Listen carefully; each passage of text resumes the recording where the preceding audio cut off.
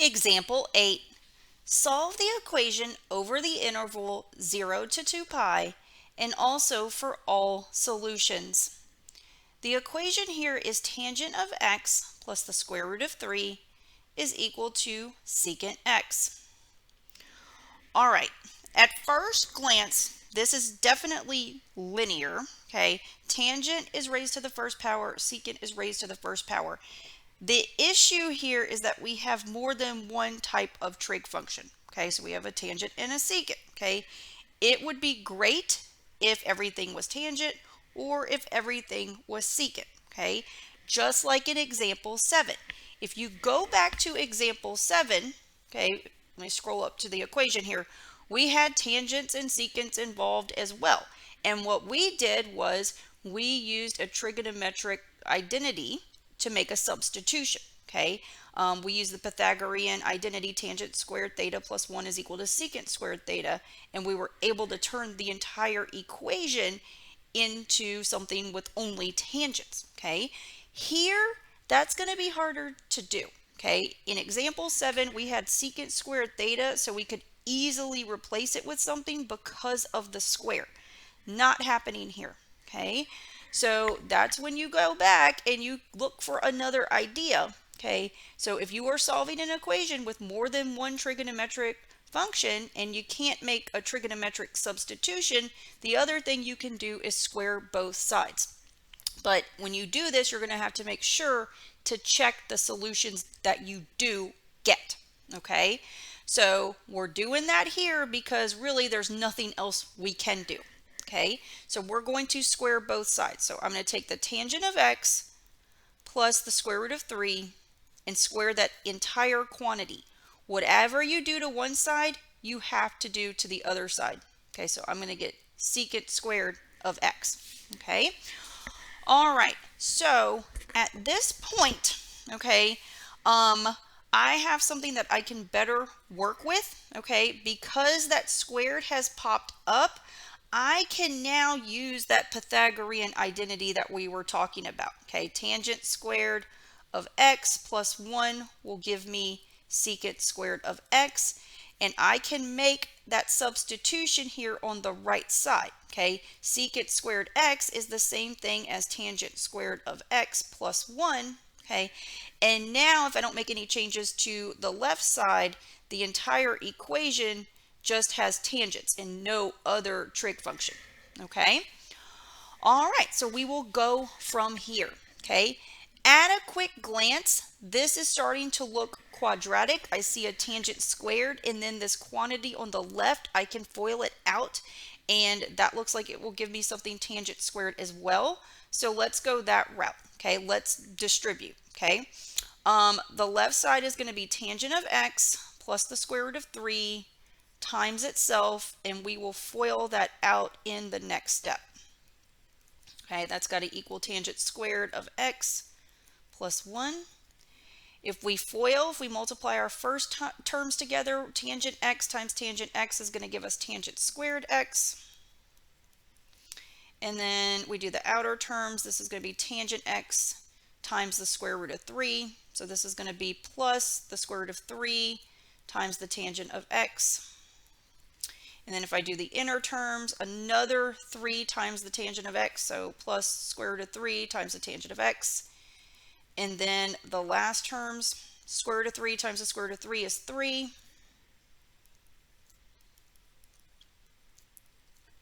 Okay, I'm going to leave the right side alone. Okay, on the left side, I can combine like terms. Okay, so I've got tangent squared of x. These guys are like. They both have just tangent x.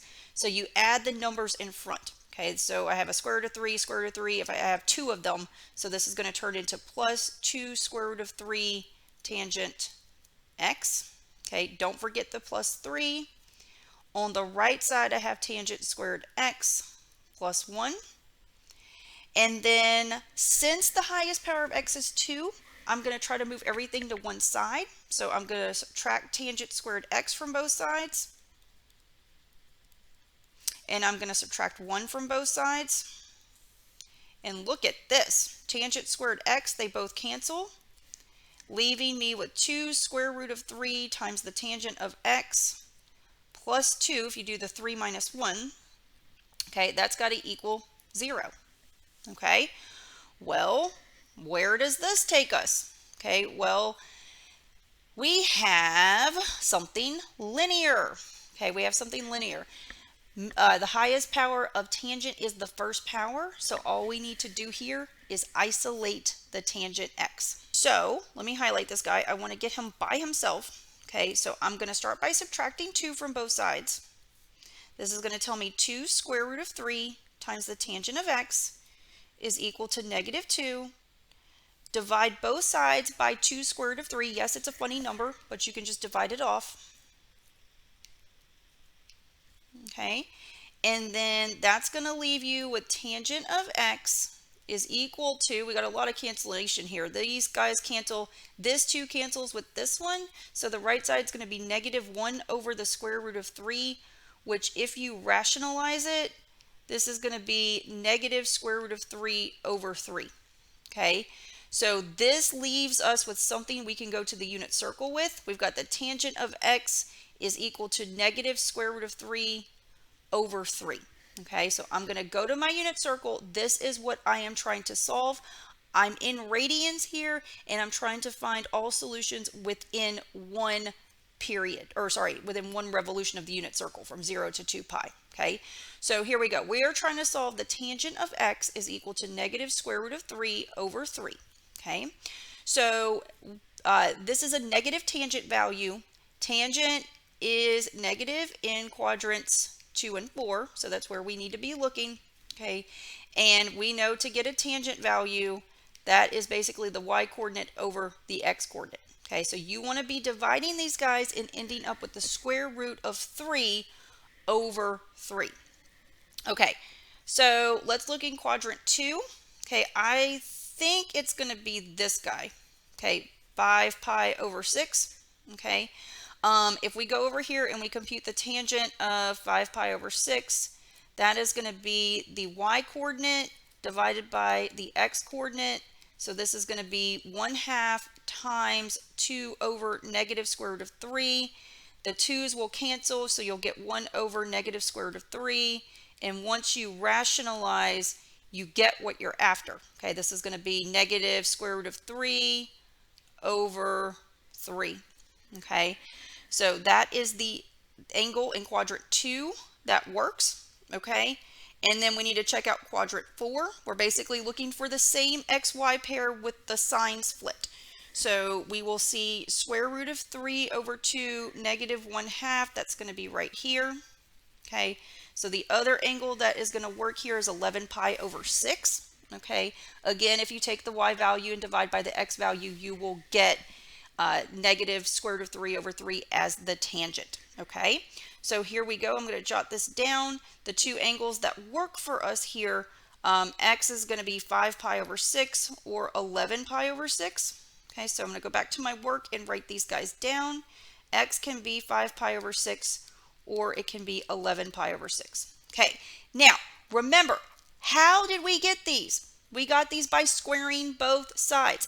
This is an absolute, you must check yourself. Okay, so we need to plug these guys into the original equation, which is tangent x plus the square root of 3 is equal to the secant of x. Okay, so I'm going to come over here and I'll put this in a different color. So we've got tangent, let's see, let me write it down. Tangent x plus the square root of 3 is equal to the secant of x. Okay, we've got to plug each one of these guys into the equation to see if we get a true statement. Okay, all right, so let's check x equals 5 pi over 6. Okay, so we've got the tangent of 5 pi over 6 plus the square root of 3. Is that equal to the secant of 5 pi over 6? Okay, you can, well, let's see here. Let's go ahead and figure this out. Okay, if you go back to your unit circle, we said that the tangent of 5 pi over 6 is negative square root of 3 over 3. Okay, that's how we got here. So this is negative square root of 3 over 3. We need to add the square root of 3. Is that the same thing as the secant of 5 pi over 6? Okay, well, to get the secant of 5 pi over 6. The secant is going to be 1 over the x value. Okay, so that's going to be 1 over negative square root of 3 over 2. Okay, so this is going to be negative 2 over the square root of 3. And then if we rationalize the denominator here, we're going to get negative 2 square root of 3 over 3. Okay, so let's go write that down. So negative 2 square root of 3 over 3. We're just trying to see if these two sides match. Okay, if I get a common denominator on the left side, okay, I'm going to put this over 1. To make the denominators match, I've got to multiply by 3. This is going to be negative square root of 3 plus 3 square root of 3. Okay, does that equal the right side? And so on the left side, if we just add across the top, okay, we have like terms. We can combine anything with the square root of 3. You have negative one of them plus 3 of them. That's going to be 2 square root of 3 over 3. So does that equal negative 2 square root of 3 over 3?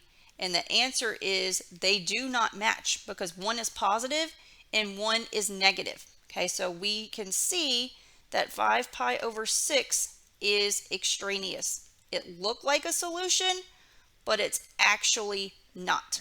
Okay, so this is not a solution. Okay, so it's not going to go in the answer box. Okay, you can cross it off if you want. Okay. All right, we do have to check the other one because maybe it doesn't work either. Okay, I'm out of room. I'll go up here.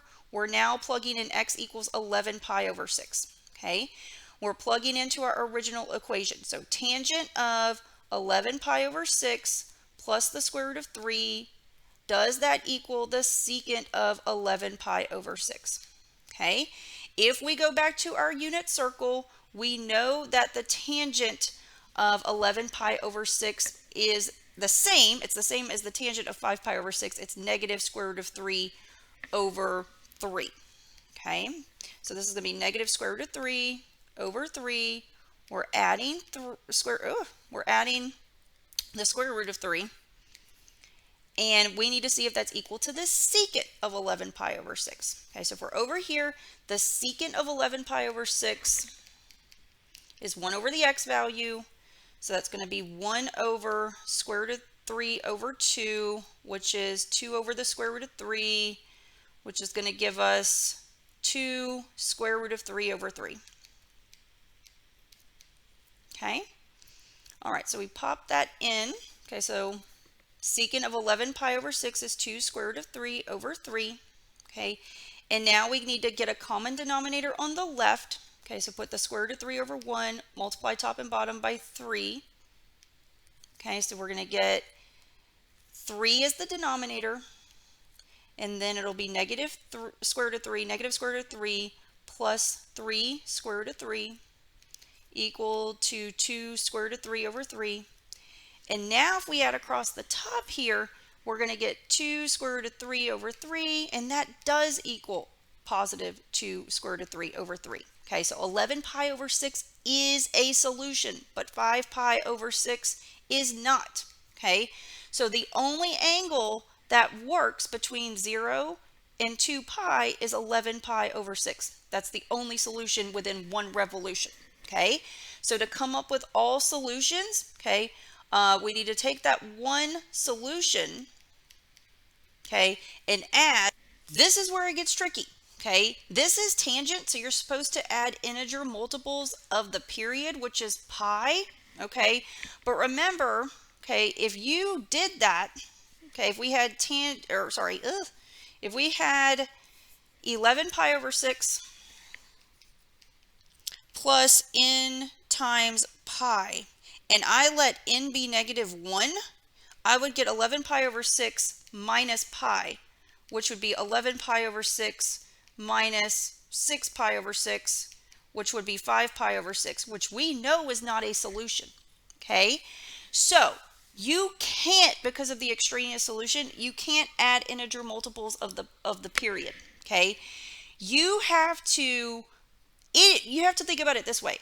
What's going to be a solution here is anything coterminal with 11 pi over 6. So you actually have to add integer multiples of 2 pi. okay, you would have to keep going around the unit circle and getting to the same exact spot. Okay, it has to be in the same, any angle that's in the same place as 11 pi over 6. Okay, so all solutions here is going to be plus n times 2 pi, not plus n times pi, because of those extraneous solutions. So be really, really, really careful with that.